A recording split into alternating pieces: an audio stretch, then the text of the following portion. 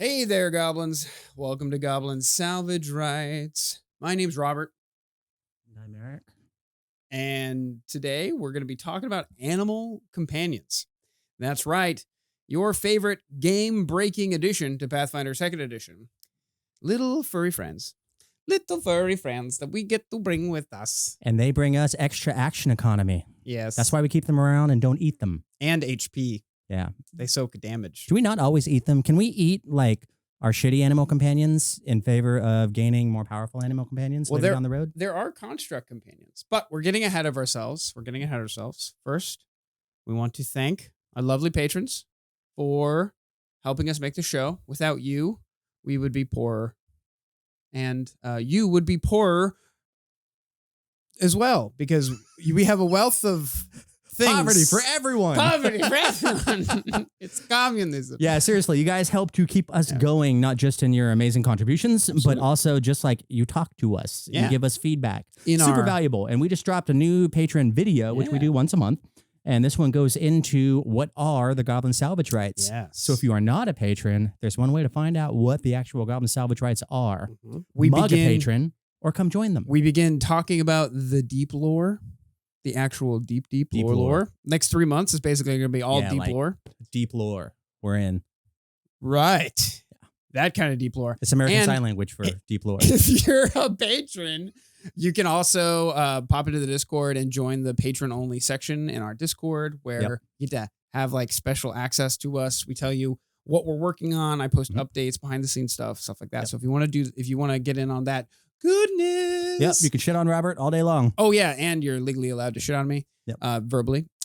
You can jump down to the description under the video, and it'll have a link to the Patreon right there. Doodly-doo. We have a lineup of stuff for the rest of the year. Yep. I will stop shilling now. Erik, tell me, what did we play? Because there was only one game we played between now and our last We've been podcast. skipping so much Pathfinder lately, and it's sad, but it's winter and it's life, and that's what happens. But the games we did so we're play, rolling forward.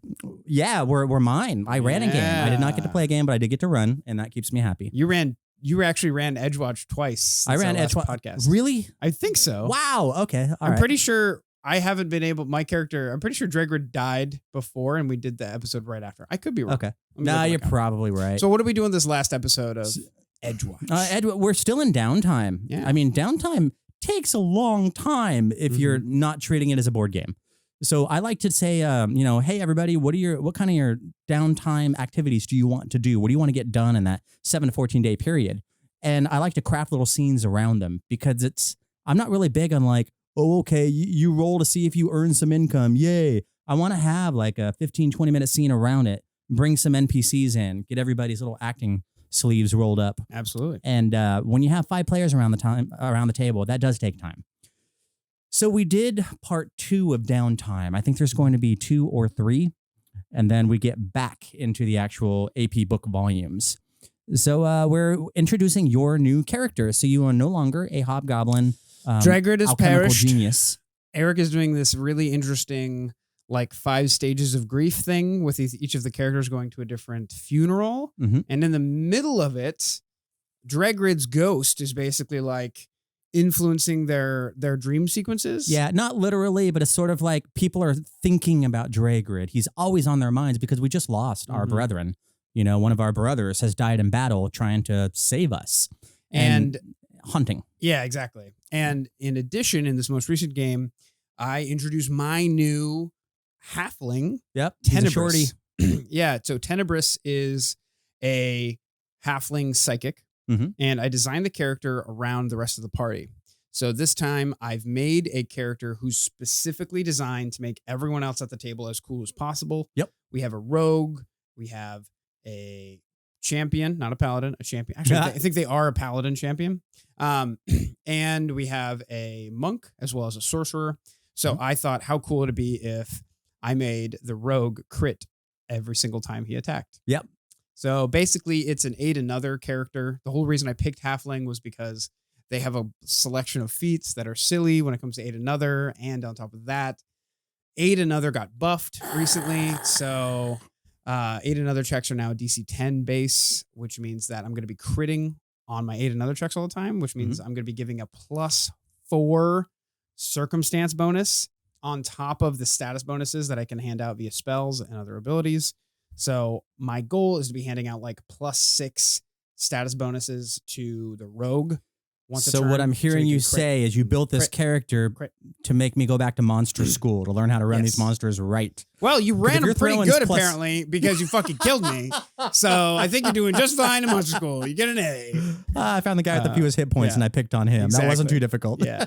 And I learned that in school. Yeah, in monster school. No, wait. I was the one with the D4 hit points. But I mean, like I could have, in that combat, I honestly could have, Dregard could have escaped more. Sure. But I played him up as being a little more heroic than he probably should have been. Yeah, no, it was a good Spartan death what he went through. Absolutely. But the upshot is our last Edgewatch session was introducing your new character in an interesting way. I was hoping it was interesting. It was super interesting, at least because it didn't involve any of the other players at the table. It didn't. So basically the whole time I had like a side mission. So it's like one-on-one game with Erik and everyone else, all the other players at the table were watching.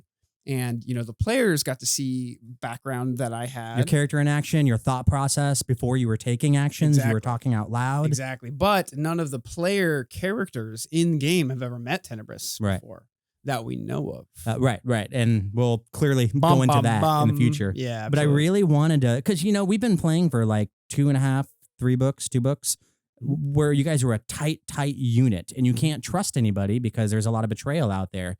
Now, all of a sudden, you're bringing somebody else into your quad. How do I, as a GM, do that in a way that's realistic and make the other players go, okay, we don't know who this shitty little halfling with all the face tats is, but apparently he works for the city too. Why not? Come on into the party. I guess we should trust him because everyone who works for the city is a good guy, right? It's hard. So I'm taking my time. Yeah. I think 3 downtime, no more than that. I'm capping at 3. Yeah, no, 3 down, cap at 3, or we're not playing Pathfinder anymore. But it's a whole different game entirely. Yeah, it's a whole different game. We might as well be playing Blaze of the Dark. But all that to say, I had a really good time. I'm glad because you got cheated on the game before that where you had like almost nothing to do. It's okay. No. I had 2 cell phones out playing Pokemon Go on 2 phones while listening to the game. Get some. I had a good time. Good. All right, that's what we did. Yeah. It was an awesome game, and I'm excited for downtime number 3. Yeah. And then we can move back on to the main book. Yeah, this next one is going to be awesome because we get to go to the Spiral Cross Cemetery in Uptown Absalom. Yes. And that's all about things I cannot discuss right now. Exactly. Stay tuned. So, animal companions. Animal companions. So our topic today is animal companions. My goal here is to explain what animal companions are to anyone who at home who doesn't know. Dig into all the ways we can use, maybe not all the ways, but many of the ways that we can use animal companions to make our games better, to make our players better, our characters better, more fuller and rounded. But mainly our players. This is a player. Get better. This is a player-focused episode, obviously, because it's a player option. But animal companions are kind of like this major part of TTRPGs. They have been since 2nd edition Pathfinder, or sorry, 2nd edition D&D, and they've always been a strong option for the most part. They're a strong option in Pathfinder 2nd edition, but maybe not as strong as they have been in the past, which is fine because of the way that the game is balanced, right? So I think what we should just jump into is, Erik, what is an animal companion even? Okay, animal companion is one of those terms where you need to define it. Exactly. How do you know when you're looking at an animal companion versus a pet versus a familiar? Are they the same thing? Are they the same thing sometimes, but not always? And the answer is yes to every single one of those, unfortunately. So it's a little murky given the linguistics they're using in the book. So animal companions on its face, they're not undead. They're not constructs. They're sort of like your cougar, your owl, your snake. So that's sort of like, I'm going to call that a lowercase animal companion, where the capital animal companion is all 3 of the categories. So like I said, there's a bit of a, not all of these are like the other kind of a situation going on here. So that's kind of how my brain kind of divides it to keep it clean. So if you're a druid and a ranger, you can go out and get an animal companion. If you're a wizard or a sorcerer or some other, one of those kinds of classes, a witch, you can go out and get a animal companion that's called a familiar. You can also get a pet, which is an animal companion, but it has no action economy. It's honestly just a shitty animal companion. Right. So I'd say animal companion, and under that you have animal companions, familiars, and the constructs. That's how I keep it clean in my head. Right. The very important distinction here is that pets are just shitty animal companions, effectively. Yeah. Familiars, and from a mechanical perspective, a familiar and a animal companion have two very different sets of rules. And they exist in two very separate silos when it comes to feats that make them better and the way they interact with the mechanics of the game. However, there are a handful of spells and abilities that can temporarily buff animal companions and that also affect familiars. You found that sidebar, did you? I did, and I digged into it a little, and there's a bunch of people on the boards who have been arguing about this for a long time. The long and the short of it is basically if it says you can make your animal companion better and it doesn't specifically call out a familiar, you could probably do it on the familiar, and DMs at home, it actually doesn't matter. If your players are buffing your familiar, let them have their jank, because it's jank. It's just jank. So the specific sidebar we're referring to is on page 214 of the player core. Yeah. Targeting companions. And that's important because when your little monkey monk, gets targeted with a blast of some sort, you kind of want to jump up and go, oh, it's not an animal companion, it's a familiar. Okay, now we're back into the conversation. Exactly. And familiars can be targeted, but they can't sometimes. So in the case of the thing we're talking about today, an animal companion can always be targeted. It's basically a second player character that you have control over. Good way to look at it. Yeah. So let's talk about control and how they live and die and stuff like that. So sure. An animal companion has the minion trait, which specifically means that you use an action of some sort to control the animal companion, or companion, I should call them, because we'll find out later that there are other companions that are not necessarily animal. They're undead or constructs or elementals. So you use one action to command the thing, and then they get two actions to do their thing. They can never act outside of initiative. They can't use reactions. They can never do more than two actions at all, period, end of story. So any abilities that they have or they would get that require three actions just don't get to be used. And that's because of the minion trait as well as reactions. So with all that in mind, they can die like a normal PC might die. Yep. But you can spend about a week, I believe, and bring them back at no cost, one animal at a time. For animal companions specifically, yes. Not undead animal companions or constructs. Right. Different set of dying rules. They have their own rules. And time period with which you can bring them back. Exactly. Yeah. So a quick question for you as an interrupter. You mentioned the minion tag. That's clearly important here. Eidolons from the Summoner class also have the minion tag. And some of the Eidolons are constructs, and some of them are summoned animals as well. Eidolons. But we're not talking about that. Tell us in the comments. How do you pronounce Eidolons? Eidolon. YouTube. You tell Eidolonias. us. I'd love to hear a fight about Eidolons or Eidolons in the comments. But basically, just to it's not enough to just have the minion tag when we're talking about animal companions. That's Actually, it is. You think so? It actually is, because the thing with Eidolons is that the summoner has a special set of rules that go with it that allow them to act extraordinary on top of the minion trait. So they have all the restrictions of the minion trait, except when the summoner uses its specific rules to control the Eidolon. And when you kill the Eidolon, does it take 7 days to bring it back? I doubt it. It has its special rules. Exactly. So it's not the same thing as animal companions, but it feels like we're almost using the same language for two very separate things. Right. And I can just see confusion the over Eidolon what has qualifies as an animal companion. Yeah, the Eidolon has the minion trait. Right.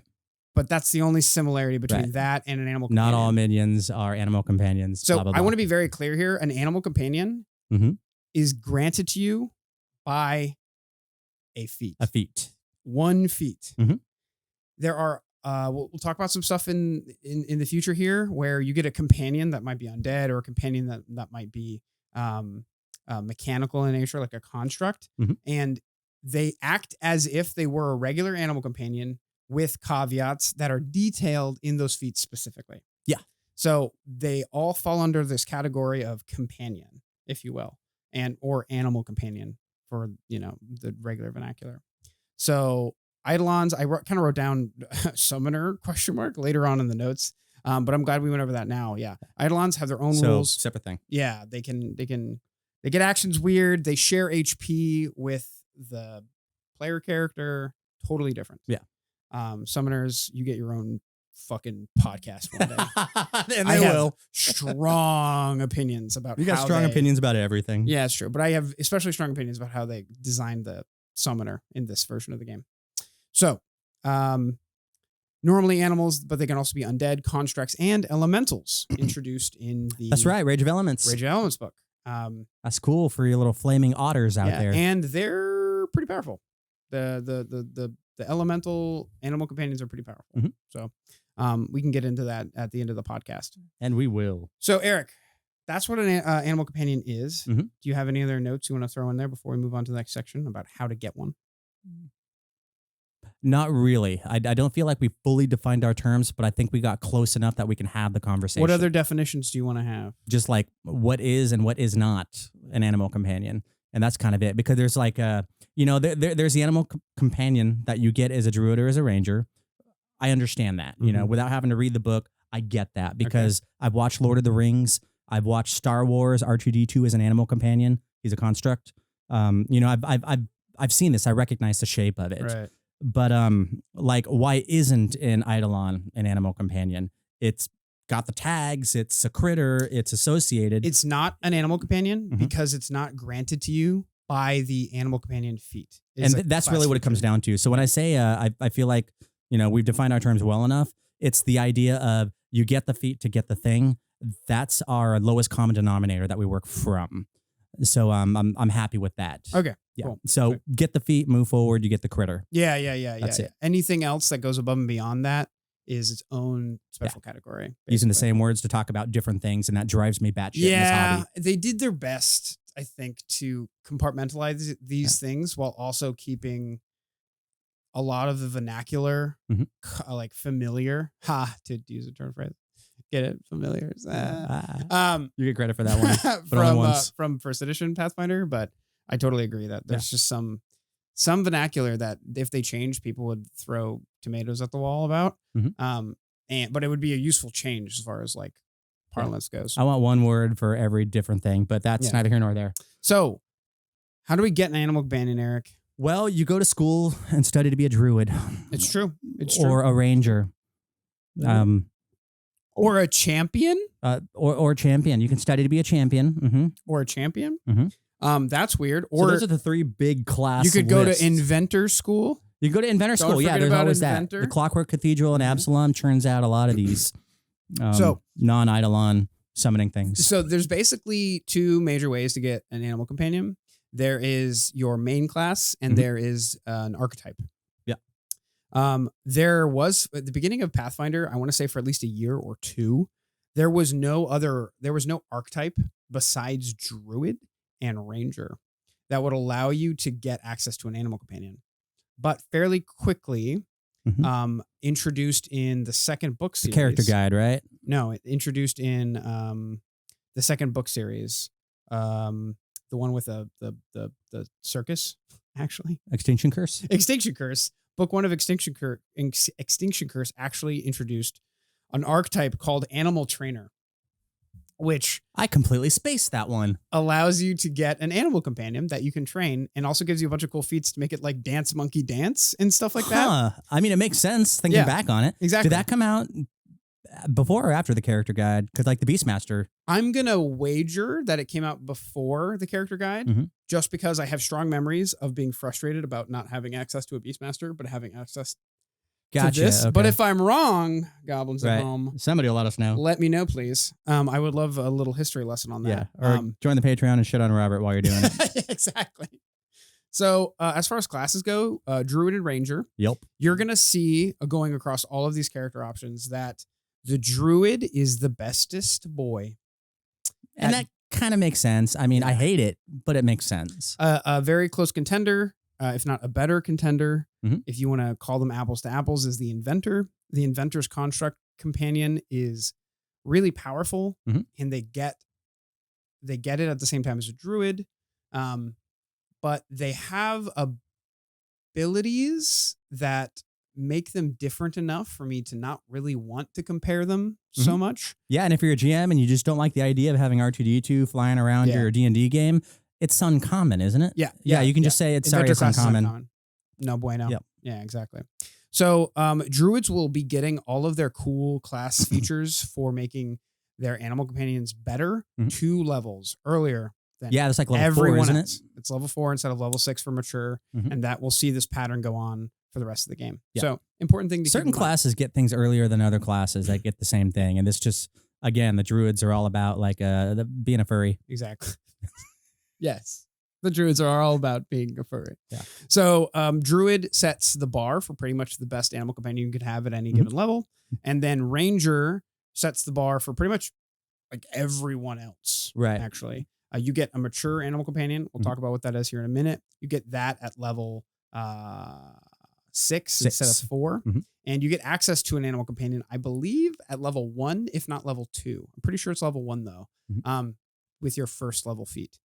So Ranger is a really good example of a class that uses an animal companion highly effectively, though, because Druids can have a hard time actually using their animal companion because they're not very good martial fighters. Right. And we'll see later that animal companions are really, really good in melee when supporting another melee fighter. That's kind of their bread and butter. Druids are also busy casting 2-action spells. Exactly. So, I think the balancing there was allowing Druids to have earlier access to cooler stuff because they know that they won't be using their animal companions to the best of their ability. Right. But and you goblins at home don't want to hear about how you can play a class and get an animal companion. You want to know how you can use your free archetype that we know you're getting to get access to a piece of meat with HP. Yep. So I'm going to go down the list and kind of talk about some of these options and whether or not they're good or whether or not they're bad or just mid. The first 3 are the Druid archetype, the Ranger archetype, and the Inventor archetype. These are archetypes of the class. Druid is amazing, absolutely amazing for getting access to it up until you get to middle levels. So if you just want an animal companion that will eventually be mature, it's a pretty good option. If you want an animal companion that's any better than mature, look elsewhere. So if you're playing like 1 or 2 books of an AP and you don't plan on going over 10th level, let's say, or 8th level, Druid's the way to go because you get everything super early. If not, then maybe consider some of the other archetypes that we'll talk about later. Ranger is just a worse version of the Druid to get an animal companion, if I'm being perfectly honest. And then Inventor is, again, weird because they get a companion familiar. They get their R2D2. Right. But they have some weird constraints that limit its power. Yeah, and they kind of have to because when you're dealing with constructs and undead, all of a sudden you get resistances and immunities and sort of these weird secondary default things that cause other numbers to have to be tampered down a bit. Exactly. And I'm not even talking about those immunities. Right. I'm just talking about like the Inventor's overheat ability and stuff like that. It gets like pruned in because it's an archetype. One thing I'm noticing immediately is we started talking about the 3 classes, and it was a Druid, Ranger, and Champion. And when we moved on to the archetypes, you left off the Champion. Yeah. So the Champion, I reread this like twice just to make sure. Right. So the Champion gets access to their familiar via their divine bond. Their animal companion. Fuck, I'm already doing it. They get access to their animal companion via a class feature called Divine Bond at level 3. And as far as I'm aware, you don't gain access to that class ability through the archetype. And that's why. So the other interesting thing about the Champion, while we're on the subject, is the Champion's animal companion can only be a creature with the mount trait. So it can only be an animal that can be rid. Okay. Right. Which makes sense because the idea is that Ridden the animals. you're riding a horse. Mhm. That's like the default champion animal companion. And going all the way back to AD in second edition, having like an animal companion be a mount, that was Cavalier country. So that feels like that's where this whole conversation started for me. It is exactly true. Exactly true. So jumping back into these archetypes, those are 3 multi-class archetypes. Now we're going to get into the good stuff. This is the nitty gritty. Yeah, this is the fun stuff. Animal trainer. Mhm. Animal trainer allows you to have an animal companion at second level and also teach it tricks. You could literally make it dance. It gets better at performance checks. It is for the meme lords out there who want an animal companion. But and all you people in your cat videos making your cats doing stupid shit in front of the camera. Exactly. These are all animal trainers out of Extinction Curse. Absolutely. It's not the most optimal option but it's fun in most cases, but it's so fun. It's super fun. Yeah, it's absolutely fun. And it came out of an AP volume. Yeah. So sometimes people ask me like, what's the value of buying an AP volume if I'm never going to run a game? Well, there's a bunch of player facing stuff in the back. And sure, we can get Archives of Nethys. Absolutely. But there's something about like being a player and having those volumes for the individual, like super thematic spells, critters, archetypes, and stuff like that. Yeah. So this is a cool needle in a haystack find. Yeah. And it's zany. You should take a look at it. It's check zany. it out. Beastmaster is the next one on the list. That's kind of the common one. This is the bread and butter one. Yeah. Introduced in the. I don't think there's a better one than this, is there? It's the one everybody keeps coming back to when they're like, oh, you want to have a bunch of critters running around? This is the one you need. It's definitely the most accessible. It's Radagast the Brown. It's the most accessible, and it gives you, because of the way that the archetypes are set up, basically, not to get too deep into the nitty gritty of how feats are broken up, but okay, the reason why the ranger sucks at being an animal companion is because the only way you have access to their feats that allow you to get better animal companions is to take another feat that gives you access to feats that are equal to 1/2 your level. These other archetype feats give you those same feats at the level they were intended for. That's the only difference. So if you pick Beastmaster, you'll get access to like mature animal companion and stuff like that at the normal levels, like 6 and 8 and 14 and stuff, or 16 or whatever. So that's the unfortunate reason why Beastmaster makes for a better ranger if all you want is an animal companion. But you should take ranger archetype for its other cool things, its other cool rangery things. So yeah, if you just want a freaking animal companion and you want the fewest amount of road bumps to get there, the fewest amount of prerequisites, Beastmaster is good way to go. Yep. Absolutely. Cavalier. Now, Cavalier is a great example of what Paizo's doing with archetypes, because Cavalier used to be a class. Yes, it did. First edition. And it was terrible. Yeah, and other D&D games. No one played it. Yep. Because it was just a shitty champion. Sorry, shitty paladin. That needs to be on a shirt. Yeah, I'm just a shitty Just a paladin. sad Cavalier. So what they did is they're like, we don't need that redundancy in our game again. We are going to make a Cavalier archetype. So Cavalier basically just gives you an animal companion. What's interesting here is that you would imagine it would have the same restriction that the champion did, which is that the animal companion must have the mount trait, right? That would make sense. But that's not the case. Instead, it's a similar but importantly different in that your animal companion must be one size larger than you. And this is important because if you're playing a small character, that means all of the medium animal companions are now available for you as a Cavalier, which kind of goes against the idea of what a Cavalier represents. But I'm here for it. But rules. But the rules, they designed it this way early on, and I think maybe they might want to. They would want to change it back, but they haven't yet. So I'm ready for my Sprite Cavalier. Riding the corgi, man, riding the corgi, which is a familiar, not to confuse you. Ride the corgi, no, okay. You need to take more cruises. I do. It's true. I've never been on a cruise. Oh, you've grew up in Florida and you've never. Okay, you probably seen him going off the. Why would I need to go on a cruise? People take cruises to my state for pizza at 1 a.m. Okay. We have gambling halls for that. We have casinos for that. Yeah, you guys got a lot of cooler stuff in out there. Yeah, we also have a lot of other crazy stuff like alligators and other poisonous creatures. Cavalier. So Cavalier's good, especially if you're small. You can pretty much have whatever animal companion you want, which is awesome. And if you're medium size, you can still play the classic Cavalier. And you can ride megafauna, which is something we'll get into later. Yep, that's a whole different thing. Clockwork, and one of the ideas, one of the reasons I think we're dwelling on the idea of like the size of your animal companion is as you progress and spend feats, they get bigger. They can get bigger. They can get bigger. Not You have the option to. Yeah. And there is a cap depending on which animal companion you're referring and which to and what options archetype you have. Yeah, exactly. So size matters, you guys. It's the unfortunate truth. It's in the rules. Yep, it's in the rules. Dems do rules. So, Clockwork Reanimator is the next option here. Guns and gears, my dudes. This also uncommon. Is rare. It's rare. Okay. This is a very weird archetype that came out of another adventure. The idea here is that you reanimate flesh and people with clockwork machinery. God, that is underneath. deliciously creepy. It is deliciously creepy. It's rare. You make constructs, but they're flesh and bone. It's fucking weird. Was this out of the Outlaws of Alkenstar AP? I don't think so. Actually, because if it's not Guns and Gears, it's got to be that one. It might right? have been. It might have been.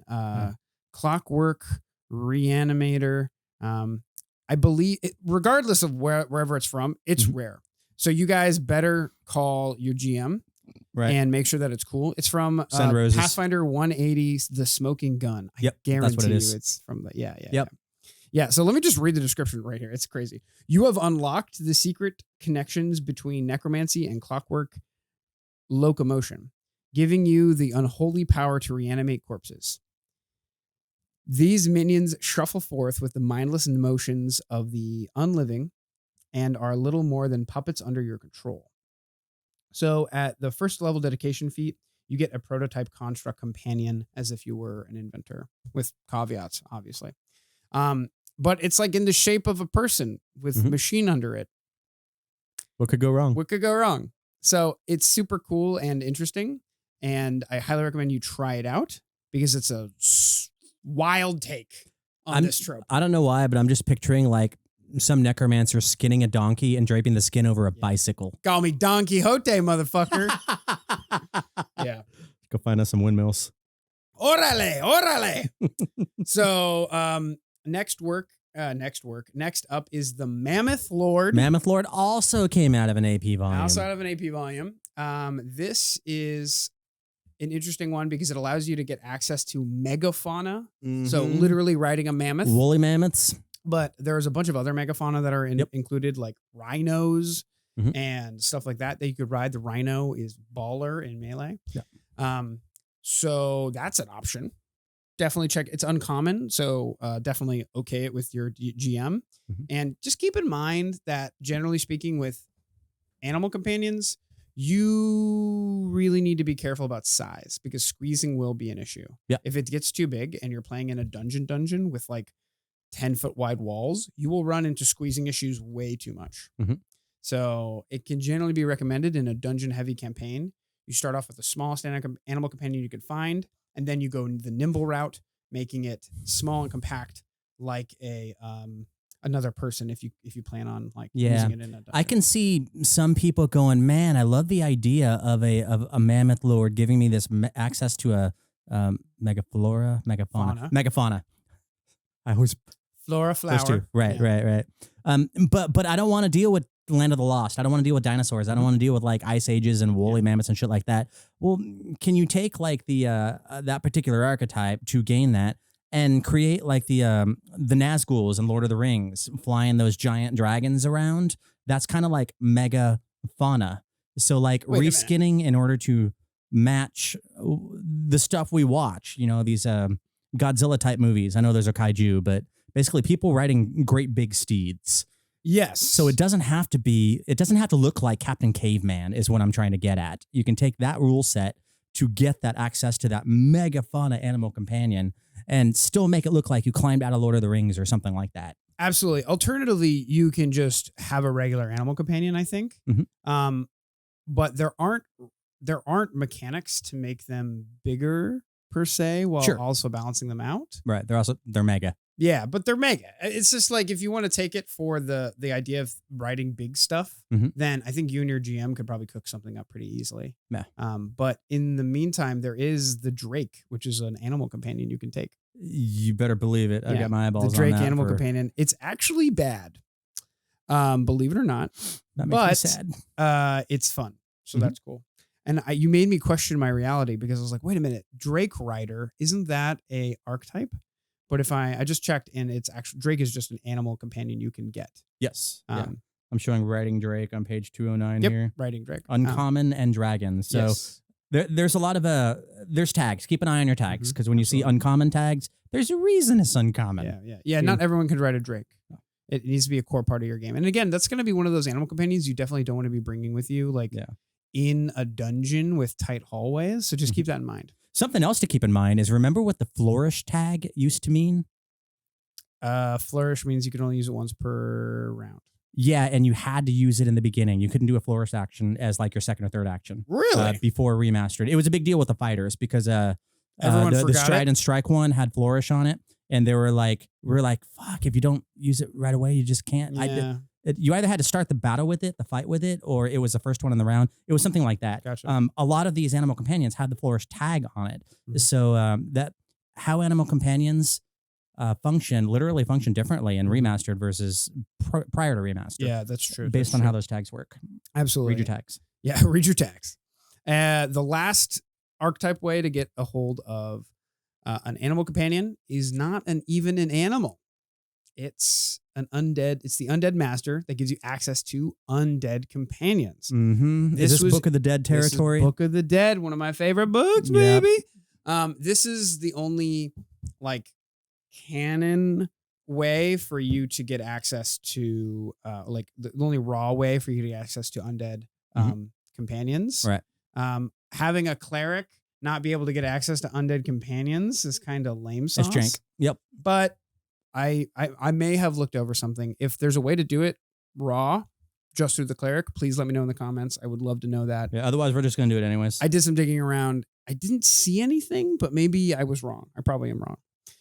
But yeah, so undead companions are interesting because they often have less HP and more resistances because they're A undead. lot. They're immune to a bunch of stuff, and their things like that. senses are a little different too, Yeah, their depending. senses tend to be different, and you can have a bunch of cool stuff, like a ghost. You could have a ghost animal companion. Mhm. One of the things it recommends is like if you want an undead companion, but you don't want to take the archetype. Like let's say you took Beastmaster, Mhm. they suggested if you wanted, you could do a ritual, and then maybe Pupper over here. What's the name of this character?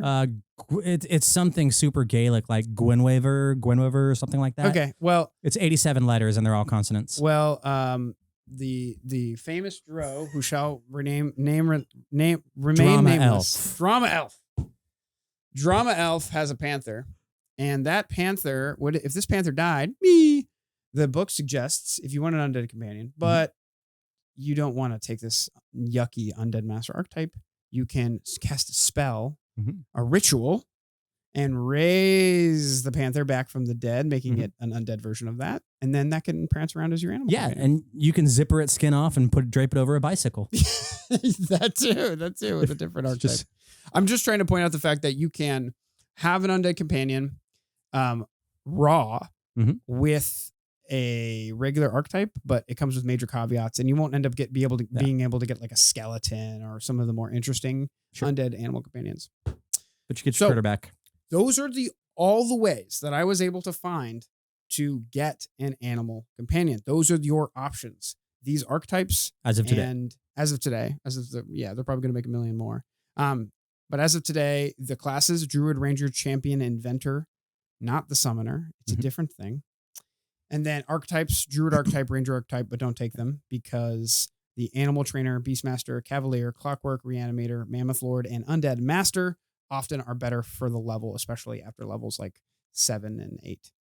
And also keep in mind the Inventor is there, but they play by their own rules. Generally speaking, it's about as bad as the Druid and Ranger when it comes to progression. And unfortunately, beyond the Clockwork Reanimator, we don't have an archetype that gives you access to construct companions that level well, Right. which is unfortunate. And I don't think we're going to either. Yeah, maybe. With the whole guns and gears and inventors and steampunky stuff. It's so infrequent when that stuff comes out. Yeah, and they just did it a year and a half ago or so ago. Well, Pathfinder 2nd Edition is going to be around forever, right? Yeah. So they're going to have to make it eventually. That's how editions work.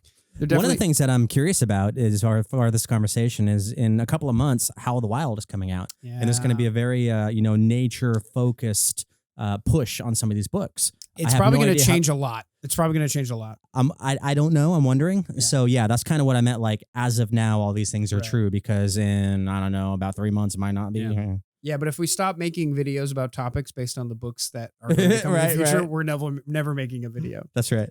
Yeah. So that was how do you get an animal companion? Those are all your options for getting one. Now let's talk about how we use animal companions. Eric? I spend my action to give my animal companion 2 actions. And if it's not a stupid skeleton that can't think for itself, it can be 2 distinctly different actions, I believe. Yep. Like move and attack, move and whatever other actions it has available to it.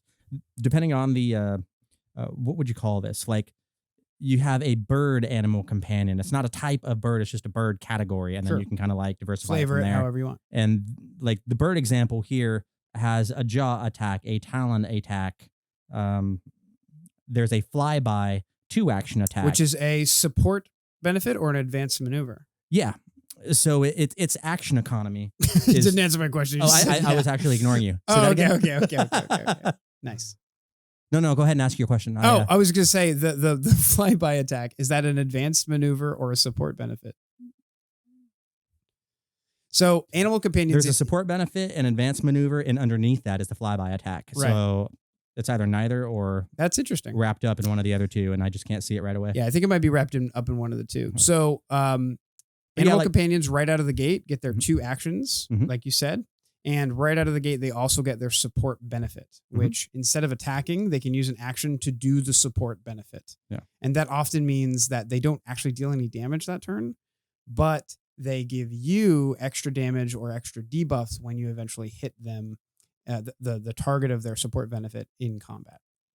So they're a little more interesting than just moving and attacking, but not terribly more interesting than just moving and attacking. Yeah, you know what? I think it's separate because the support benefit for the bird specifically seems like it would work for the melee attacks and it would work for the flyby attacks. So the support benefit seems to support the total stat block. That is wild. And I have a feeling all the other ones have their own version of that. So your question was, Eric, what can you do with Animal Companion? I spend one of my actions to give my my bird or my boar or my cat or whatever 2 actions. Yep. And they can do 2 separate actions or a double action that is supported by a support benefit. That's kind of what I was leading up to. All of these guys also have advanced maneuvers that they can do as well. So, we got cats, we got crocodiles, we got boars, we got birds. We've got a sort of like a starter kit to create our animal companion with. You can take it straight off the page, or you can do a little bit of light shuffling of numbers, just keep it balanced. And that's kind of what you're looking at here. And that's really it. You tell your animal, hey, go do 2 things. Yep. And it does it. Yeah. But if your animal is mindless, what happens there? If it's mindless, you have to directly command it to do stuff. Otherwise, what happens? It just sits there. So what about your bird? What does it do if you don't directly command it? It will defend itself to the best of its ability. Yeah. And after a minute of no commands, it kind of fucks off until you say, hey, get back here. Right. And a construct? I believe constructs are mindless and they have to be commanded every turn. Yeah.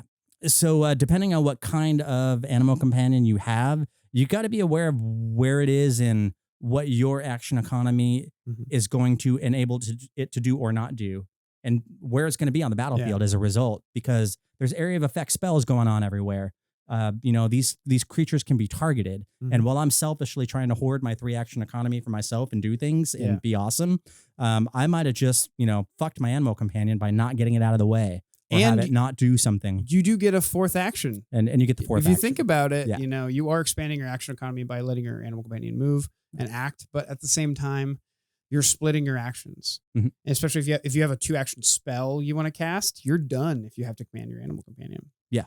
An important note here is that the advanced maneuvers are not immediately unlocked. Mhm. You get them when you get the Incredible Companion, which is the name of a feat that everyone has access to eventually. And that often gets unlocked at levels 8. It gets unlocked with the Savage or Nimble option, which is basically your third feat in the chain. Yeah, it's a progression as your beastie gets beastlier. And the freaking advanced maneuvers are dope. Yeah, like they are fun. actually really cool abilities that your animal companion gets to do. So there's a lot of complexity that grows very slowly over the course of the animal companion. But the support benefit, I think, is the real thing you should be focusing on as a player who wants to make your animal companion supplement your class or specifically in combat. Specifically in combat. Yeah. Out of combat, they pretty much can do whatever you want them to do that you think a dog can do. You know, if you have got a wolf and you could be like, "Hey, wolf, go track this, go smell this thing," and if they have scent, then they can be like, "Sniff, sniff, sniff, sniff, sniff, sniff." It's that way, boss. Exactly like that too. Yes, sniff, sniff, sniff, sniff, and then they'll go tracking or whatever. You know. And if there's a bird, we can be like, "Bird, go fly and look at things." But you know, if you can't talk to your bird, go tell me where the blood is. Yeah, exactly. If you can't talk to your bird, then maybe you're SOL. Maybe you have to use animal empathy to figure that out or something like that. Where's the chum, Sharky? Yeah. Show me the chum. An interesting combo in Remastered is that Druids innately can now speak to either animals or plants, and they get to choose that. So you can pick the bird. And you could be like, "Hey, birdie, go fly up and look for the smoke." You know, because these animals are not, exactly like that. These animals are not like intelligent. They almost all have -4 intelligence. Sure, yeah. But they can still be like, "I see smoke over there. Give me some snacks. Right. Polly, want a cracker?" You know what I mean? So they can still do that, which is pretty sick. Pretty sick. Why couldn't I have been a familiar? Why couldn't I have been a familiar? I could be a little smarter than I am right now. I'm too big for familiars. I'm too strong in combat. Stop trying to ride me. Stop trying to ride me. I'm not an animal companion. I'm your familiar. Get off. So yeah, like the whole idea here is they have a limited amount of use in combat besides just fighting in the very beginning. The support benefit is the thing you really should be focusing on. And then later on in your build, you can be focusing on you can get more synergy with your animal companion with the advanced maneuvers. And some of like the later on, like levels 14 and 16, you'll unlock like the super upgrades that allow them to have really special abilities. Right. Your animal companion's final form. Yeah. They become like spooky or whatever. So yeah, what I'm seeing is here you have your animal companion, and then it goes up to mature, and then it goes up to savage. Mature is a big increase in power, like a significant increase in power. Looks like it, yeah. The jump from it it literally grows in size. Yeah, literally, yeah. And then which is kind of dumb, but at you know, 8th level, it is pretty dumb. All of a sudden, bloop, bloop, bloop. I've like ate the mushroom what or whatever did you eat from last Mario. night? Yeah, exactly. And then I wrote it down. It's like Druids get it at 6th level, and everyone else gets it at 8th level. But they can either pick to become nimble or savage. When they do that, they can grow in size if they choose savage. If they choose nimble, they stay the same size. But they get better dexterity, and they get higher bonuses to like their armor, their proficiency with unarmored defense. Yep. So, and then from there, you get specialized companions. I'm sorry, Incredible Companion, the Savage or Nimble, is level 8 for Druid or level 10 for everyone else. And then specialized companions come in at level 14 for Druids and level 16 for Rangers and everyone else. That's basically at the very end of the game. You basically get 1 specialized or 2 specialized.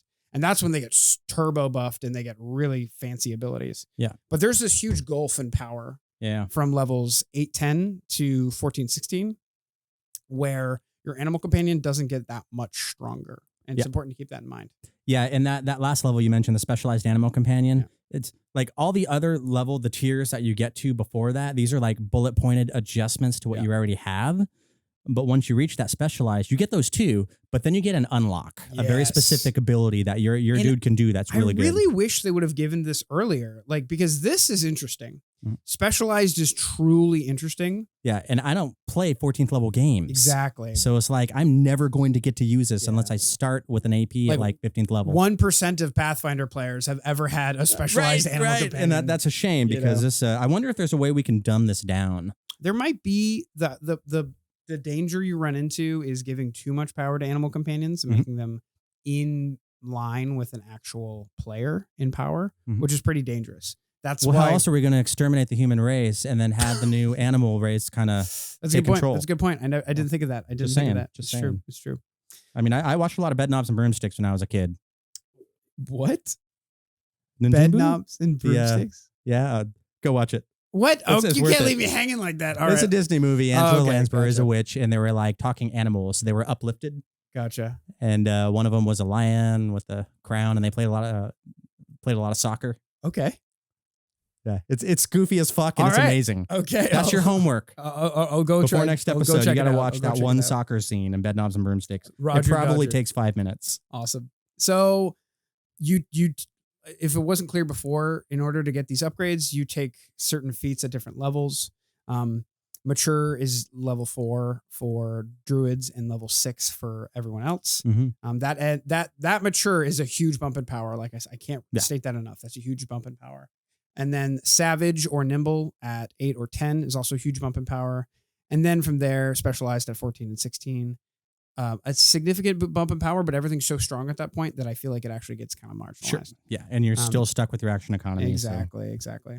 An interesting thing about the mature that I talked about. Remember how we said that you get to spend one action, and that gives your animal companion 2 actions? Yes. So the interesting thing about mature animal companions is that when you get the feat at level 4 or 6, your animal companion now gets 1 action, even if you did not command it that turn, which is really important. Okay. That means if you already had it move up and attack and the monster it's fighting is still there, it can just take 1 action and attack again, which is better than nothing, especially if you need all 3 of those actions. So I just think it's nice to have when everything's kind of set up. But Sure. if something moves away from them and you don't command them, they're just like, what do I do, boss? Yeah, right. You know what I mean? Just like, oh, I guess I move Again, in closer exactly that voice. and get hit. You know what I mean, boss? I want to hear these voices in your next Kingmaker game. These are all in my head. I have all these little Like my druid can talk to animals. I want to hear this shit. Yes, boss. No problem, boss. I'm just a pigeon, boss. I'm just a pigeon, boss. What do you want? A 10-story pigeon. So yeah, what kinds of animal companions do we get access to, Eric? What are the different flavors? I think we already talked about them. Animals. Oh yes, like whether it's a bird or a boar or a cat or anything. I was more talking like animals, undead, constructs, and elementals. Yeah, sure. So again, I'm not an Archives of Nethys junkie, Hey, so I tend to listen, categorize these by books. Listen, I don't have a problem. Okay, I don't have a problem. I actually do have a problem. I literally have a bookmark to Archives of Nethys on my cell phone, like on the front page. So I hit it and it opens up a tab of Archives of Nethys to the classes section.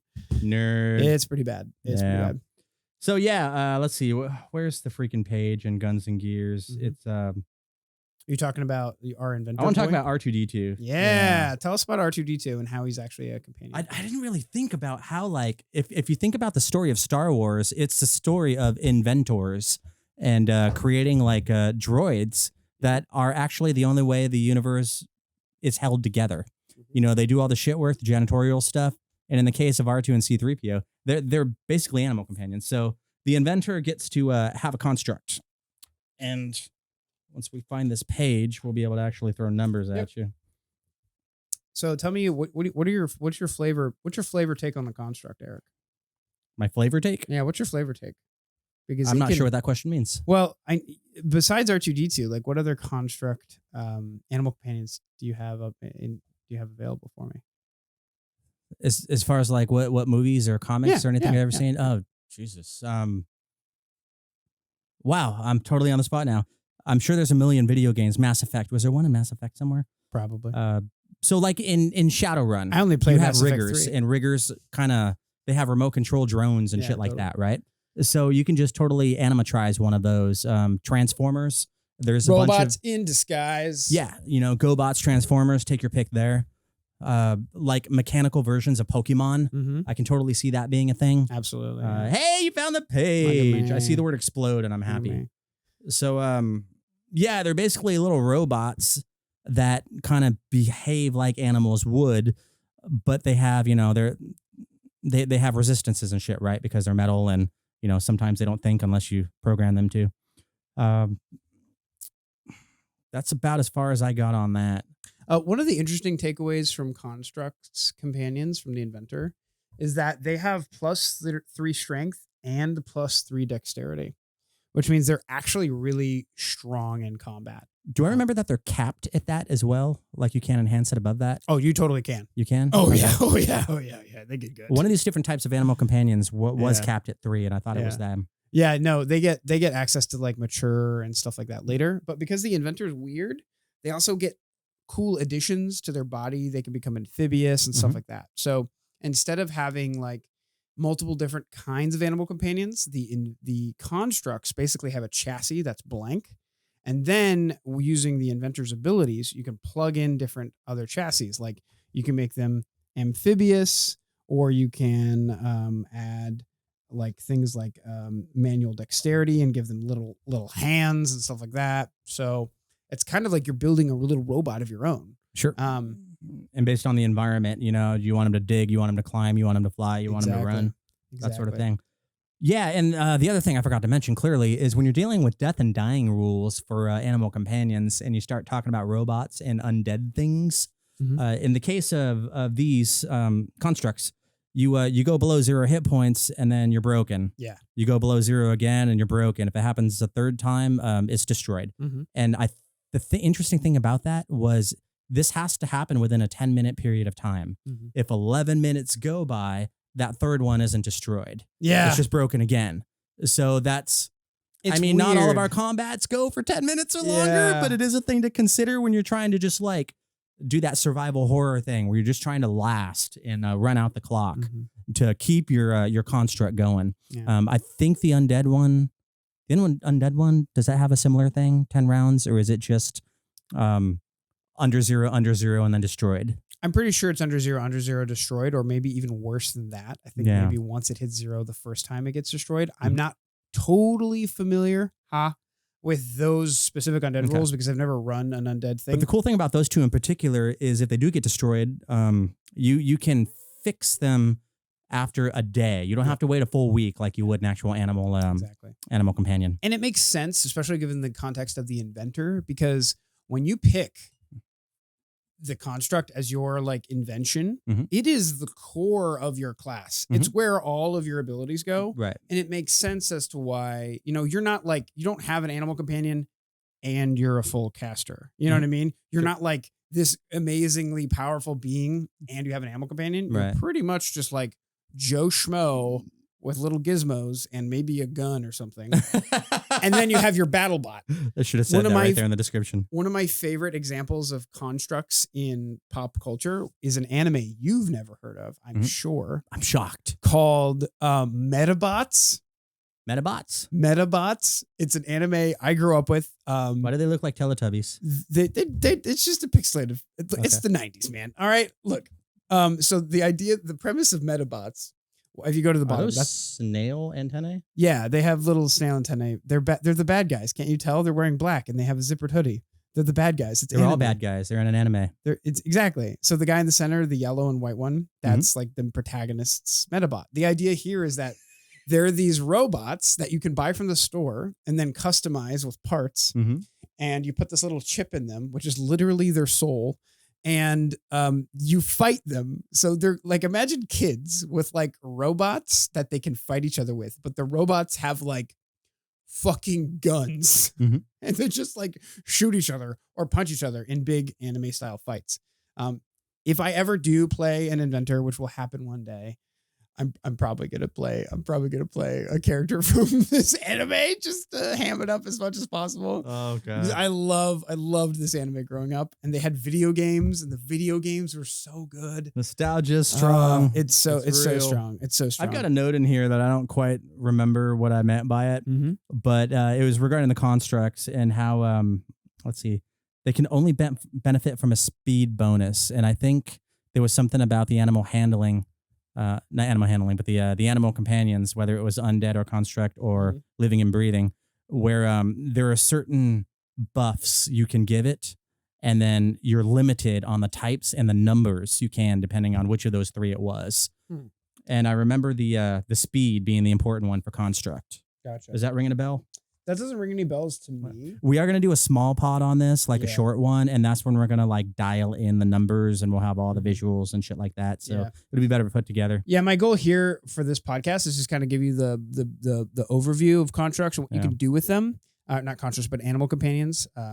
So I read a bunch on the actual animal companion rules and how to get more options, but I didn't dig too super deep into constructs or the undead versions. Yeah. I just kind of assumed they were the same, but it sounds like there's some very modified particular basics. Caveats that we need to be worried about. Yeah. And, so go read your book, folks.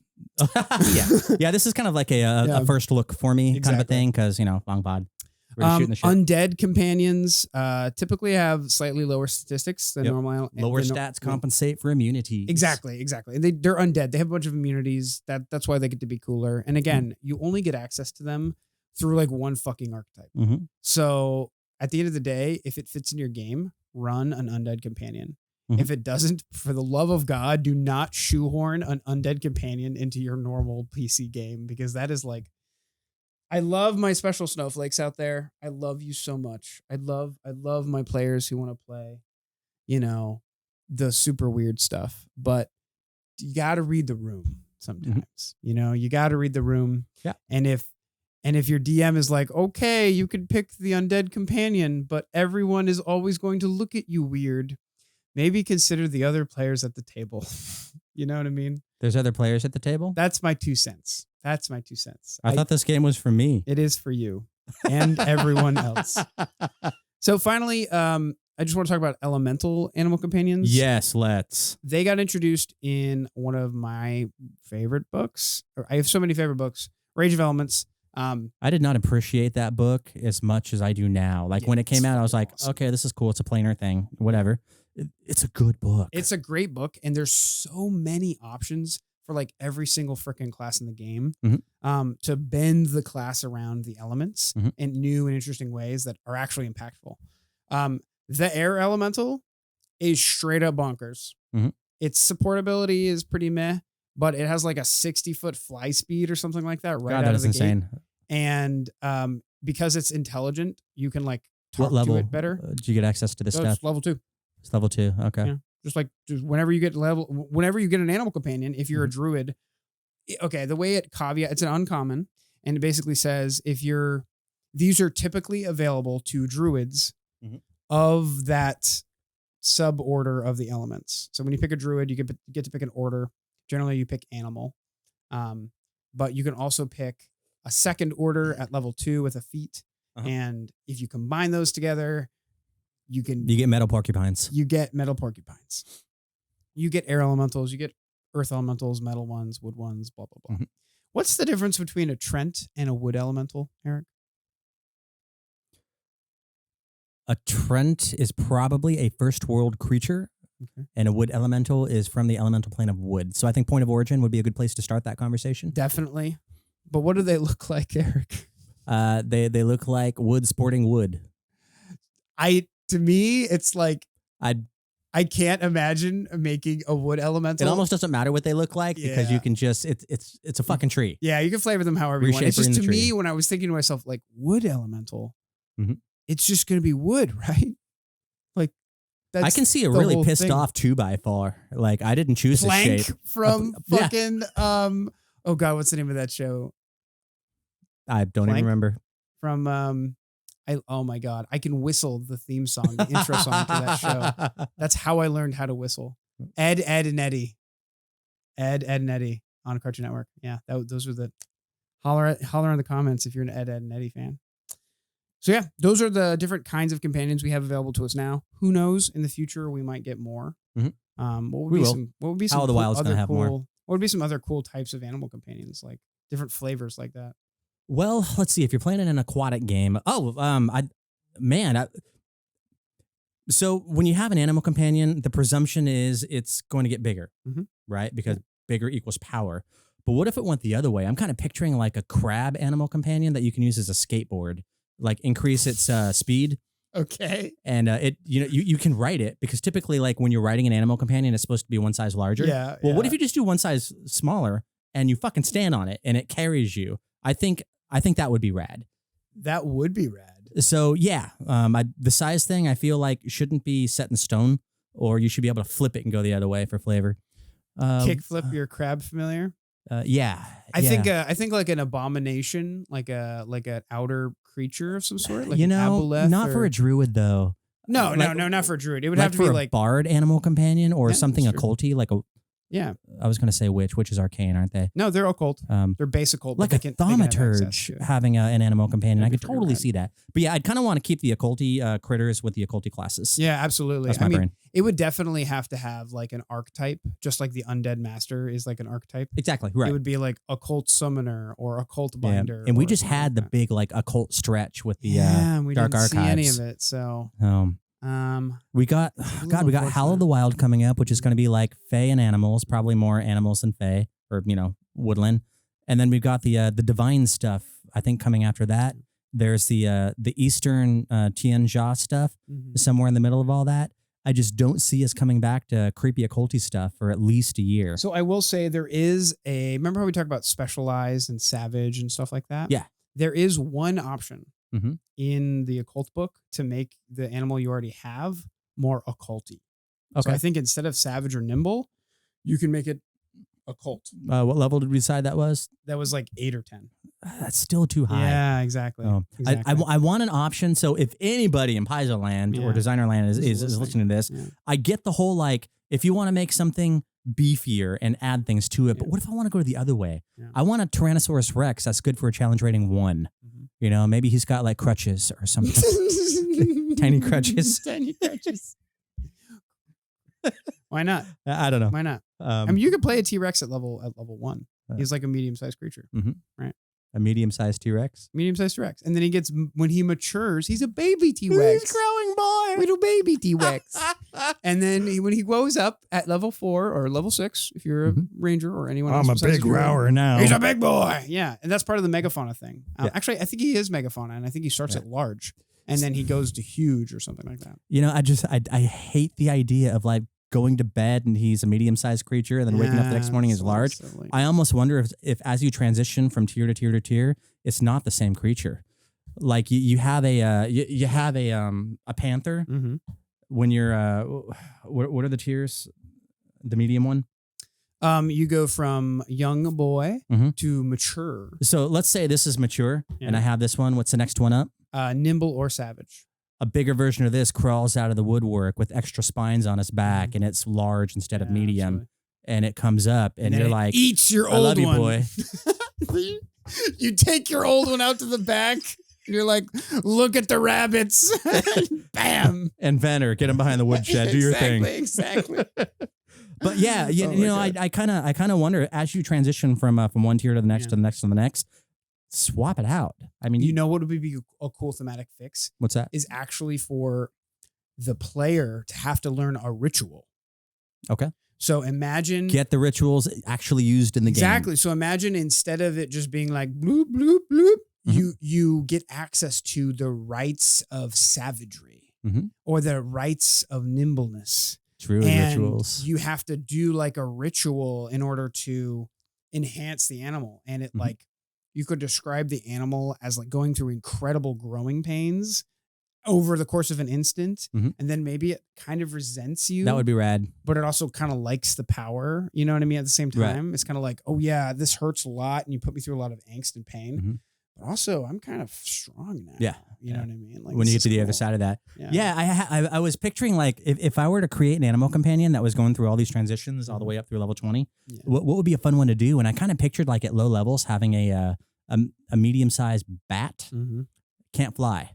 it just has its little, knuckles and its wings, and it moves on the ground like that, like a ground bat, right? Right. And then at some point, it starts to like get used to its body, and it starts using its wings more, and then eventually it flies. You can have a bat. Bat is already an option. Bat is already an option, but like I just love the idea of like a horse-sized bat that's just on the ground. I do love that too. Until it, you reach a certain threshold, and then all of a sudden it's doing this, it's moving, it jumps off a roof, and it flies for the first time with you on it. That'd be pretty sick. Yeah. Yeah. And or like a drake that does the same thing. Like you find a young drake that's not like a baby, and you nurture it, and maybe it's got its wings clipped by a horrible accident. And then over the course of the game, you rehabilitate it through like these magical rituals and also like just befriending it and stuff like that. And I don't see any reason why you couldn't just like take any page out of the bestiary and then keep an eye on these stats and use these stat Honestly, what I love about the animal companions is they made them so general in their description that you can just rip. Yeah, if you want a Shoggoth because you want a Shoggoth and you can't have a Shoggoth because occulty, whatever. We haven't made challenge that rating yet. 8,000. Yeah, exactly. Just use like the boar. Yeah. And then you got yourself a Shoggoth, And the boar is pretty good. Pretty good option. Boar is good, yeah. Yeah, the boar is pretty good. So speaking of good animal companions, the last section I had written down here was basically, all right, guys, I get it. I'm sold. Let me get one of these animal companions. But like, there's a lot now. There's a lot. Like, what do I choose? I'm not going to go through the list and give you everyone that's amazing. Matter of fact, I'm not even going to call out like the best ones that there are necessarily. There's a lot of fighting. They're really well balanced. I will say the animal companions are really well balanced in the book. Choosing any of them is going to not be a terrible option. There are no bad animal companions. Are you talking about the ones in the player core or all of the animal companions? Talking about the player core just the player core companions. The constructs and the undead ones live in their own tier. And the elemental ones? And, yeah, the elemental ones are all good. They're all good, and you probably don't have access to them. Unless are they you superior talk to the ones in the player core, do you think? Or are they I would argue that they are. Okay. Even though that they're uncommon, I feel like this is one of those moments where Paizo kind of broke its uncommon rule. Uncommon is not necessarily supposed to be more powerful than common, but let me rephrase that. We have seen that generally speaking, uncommon things aren't necessarily more powerful. They're just uncommon because they're weird and they may be verisimilitude breaking. Sure. But rare things are unabashedly more powerful than their uncommon or common counterparts. I think you can make a strong argument that a lot of the elementals, not every one of them, but a lot of the elementals are just a hair or two. They're like diet rare. They're diet rare. Yeah, actually, they're diet rare. That's a really good way to put it. Freaking air elemental, like its support benefit is not like super powerful. I take that back. Actually, its support benefit is literally I'm pretty sure it gives you cover. If it supported you and you hit the thing that it's targeting, you get cover, which is not like an attack focused ability that a lot of power gamers look for, but from a defensive standpoint, it's freaking super powerful. So, and it can fly like right out of the gate, 60 feet and stuff like that. The fire one moves super fast, but not any faster than a cat, I don't think. I'm just going to call out a couple of these animal companions that aren't necessarily like super duper amazing, have to take them. But these are just a couple out of the book that are really well suited for things you may not expect animal companions to be good for. So the first up on my list is called the Dromasaur. Now the Dromasaur is the dinosaur, Velociraptor, if you will. The Velociraptor Dromasaur's support ability basically says it counts as flanking for the spaces next to it, for the purposes of determining flanking. That's super useful for classes that need an opponent who is flat-footed. So the rogue. Right, exactly. It would be so cool. Imagine you're a rogue and you take the free archetype, you get Beastmaster, and now you're a rogue that has this like sleek Velociraptor that hunts with you, that does roguey things with you. That almost feels like the latest Jurassic Park that came out. Exactly. Yeah. You cover it in like black leather armor or something like that. You know what I mean? Little barding. That's another topic we can cover here in a minute. But And then he like sneaks around with you, and he's already a pack animal. So he runs up and nibbles at the opponent, and then you come up from behind and you guys do a pincer movement, and he counts as being like 2 squares next to you on both sides. Did you ever play Darkstalkers, the video game? Never heard of it. It's a one-on-one fighting game like Street Fighter. Oh, cool. But one of the big things in there was you had your animal companions. Oh, that's dope. For a couple of the characters. Yeah. And it was very similar to that, with the whole like the animal companions over there providing some kind of cover or pincher maneuver or extra bonus. And yeah. Nothing new under the sun, Horatio. So this is all old stuff. Yeah, absolutely. That's being repurposed. Absolutely. So my most important question I have is, can you have all 3? Can you create a build that has an animal companion that's like a fox, an R2D2 robot, and a slavering, ghoulish hedgehog? All at the same time? All at the same time using feat purchases. The same creature. Different creatures, 3 different creatures. Oh, using the Beastmaster plus. Yeah. You absolutely could. The fastest way to get there would be to have a druid who's intelligence 14. At 2nd level, they take the inventor archetype, and then at 4th level, they take another archetype feat from inventor. 6th level, they take another archetype feat from inventor, and then they can multi-class out of that archetype feat, and then they go into Undead Master. And then which has a prerequisite? Yeah, but it's not hard to meet actually. So make sure you have the skill or whatever it requires. And then you're in like Flynn. The problem is the minion trait specifically calls out the fact you can only command 1 minion at a time. Right. And the general assumption, and you have to command the dumb ones, otherwise they just stand there. That's true. Yeah. And like the general assumption here is that you only have 1 animal companion in combat at a time. You like DMs at home, don't let your players have 3 animal companions on the field, because technically they can only command 1 of them at a time. But also technically, if they're all mature, they all get 1 free action a turn. I'm pretty sure that's kind of what I was getting at, was that particular point. I'm pretty sure there's a caveat in the rule somewhere that basically says, bruh, you get 1 during combat. Yeah. You get to have 1. Okay. You get to have 1. And maybe you when have we do a this stable. small pod, we're going to have to look into that, because maybe I you can have see a that being weird a thing. stable of like, I got my robot, I got my battle bot, I've got my dog, and I've got my zombie. It's like the Batman utility belt of critters. Exactly. And I'm going to throw whichever one has the weakness. You're playing Pokemon at this point. But like, if you're going to do Pokemon, like the Battle Zoo guys literally have like Eldamon. Eldamon, which is like a Pokemon thing that you could just play. I mean, and it's designed by what's his face. So like, it's going to be well designed. You fucking designed Pathfinder 2nd edition. Of course it's going to be fine. What's his name again? I've got Luis Loza on the brain. Mark Seifter. Yeah, Mark Seifter. I mean, he's the GOAT. Yeah. Dude. So it's like, of course it's going to be great. You know what I mean? Mark Seifter, if you're out there, call us. Email us. Please. I'd love to get you on the podcast. We're in Oregon. I'll drive to you. But yeah, so all that to say is you can technically do it, but it's not going to be that good, but it'll be weird. Yeah. And we goblins love some weird shit. Yeah. So, and you can write some cool stories around that. Absolutely. The other 2 things I want to pick out here, just to kind of highlight different play styles, is the horse. The horse, its support ability basically allows you to ride it, and it does stuff and also attacks. And that's a caveat that mount traits normally don't get to have. Right. So the horse is almost like the perfect animal companion to ride at a time. But there are other options that have the mount trait that also have cool abilities. But they did a good job in making like the boring option actually really mechanically good. And I love that. I love that. Finally, the cat is a really fun archer piece. It's also really good for being, if you want to play like an archer rogue, the cat is also a great option because their support benefit, I think, automatically makes them flat-footed. I could be wrong. You should probably pull it up.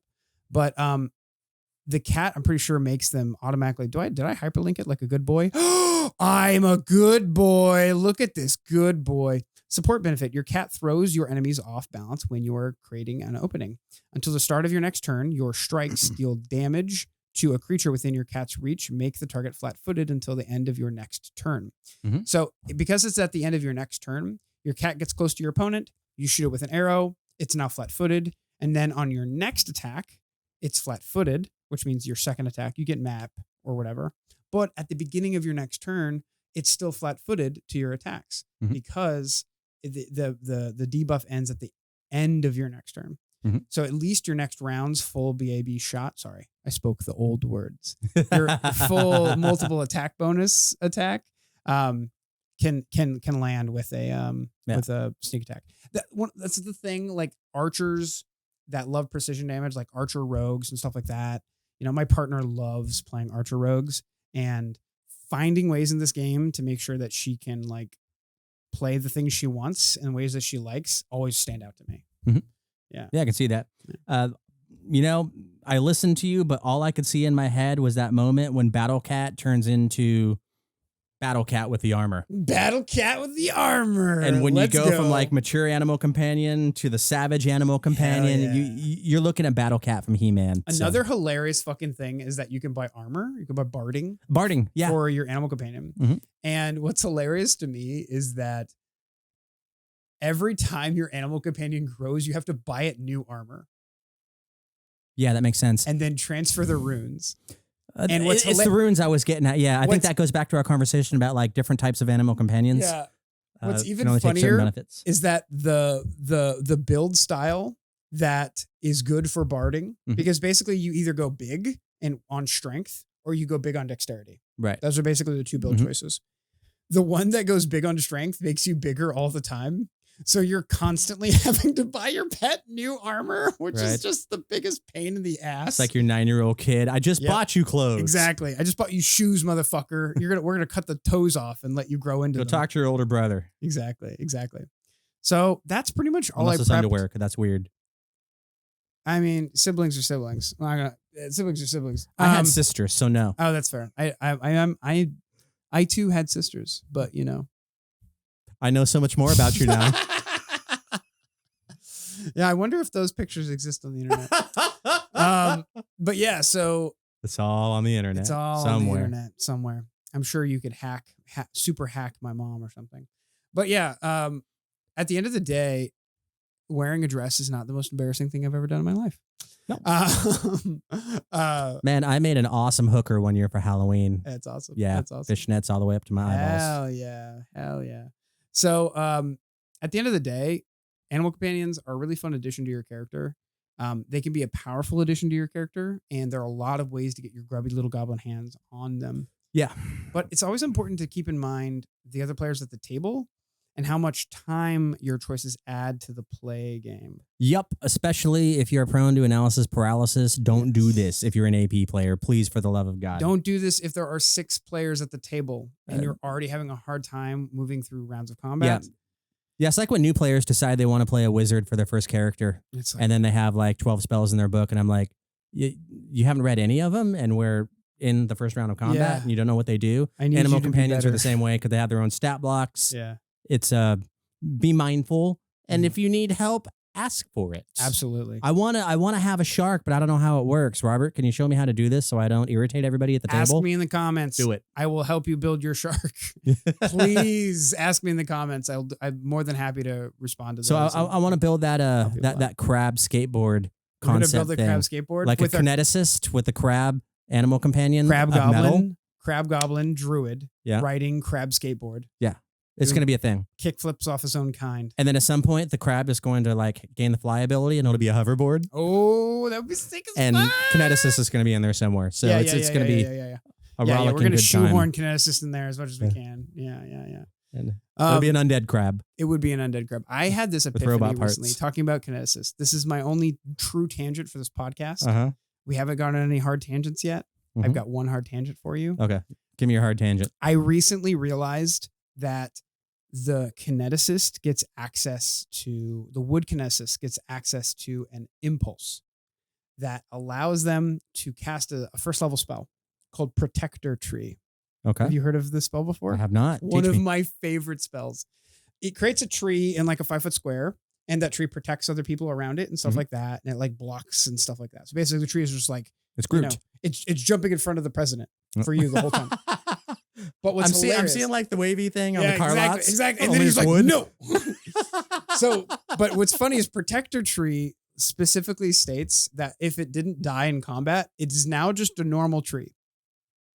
Oh, So if you're a druid, you can like cast 7 or 8 protector trees a day, mm-hmm. you know, with your first level spells and your second level spells. If you're a 9th level Johnny druid, Appleseed here on you Fast could Forward. make 20 trees in a day or something Mhm. crazy like that. That would be crazy, right? Reforesting a whole forest with 20 trees a day. Dude, like walking into a major metropolitan area and just like stealthily doing that at 1 a.m. Exactly. What's even funnier is that because it's an impulse, the kineticist can do it 10 times a minute. So just imagine this like level 2 wood elemental kineticist, just like during downtime, he walks out into the plain that surrounds the castle Mhm. that the players are really staying in. And after 2 weeks, the players blink and there is a literal forest outside of the castle because he's planted so many trees with protector tree. I'm kind of picturing like, hey, you build ships, right? You get your wood from me now. He's chopping down the trees. That story you like to tell about how like you made a wizard and you hired a bunch of mooks in the bottom of your lair to use the Rod of Wonder 100 times. Yeah. It's like that for wood. Exactly. You're just like a highly ethical logger. Dude, a mafioso kind of you get your lumber from me now. But it would be ethical though. He wouldn't even need to be mafioso. He would have such a low. But it's so much more fun if it is. Okay. That's fair. But if you think about it, he would have the corner on the wood market. Yeah. Because his wood would be so cheap Mhm. in comparison to all the other wood on the market. Right. Yeah. That's all I got. All right, fam. Well, thanks so much for hanging out with us, goblins. This is our little treatise on animal companions. Like Eric said, we are going to be making a short episode that's going to go over the nitty gritty. It will be concise. It'll help you build a character that Mhm. wants to use an animal companion. Expect that next month or two. We make 2 podcasts every month and 2 shorter episodes every month to the best of our ability. Some months we don't end up doing that's that. one to listen to while you're painting miniatures and the other one to actually watch. Yeah, exactly. One will be 5 to 30 minutes. The other one will be 30 to 2 hours long. This is definitely a listen on your way to work or painting kind of podcast. But as always, goblins, we ask you to keep it weird.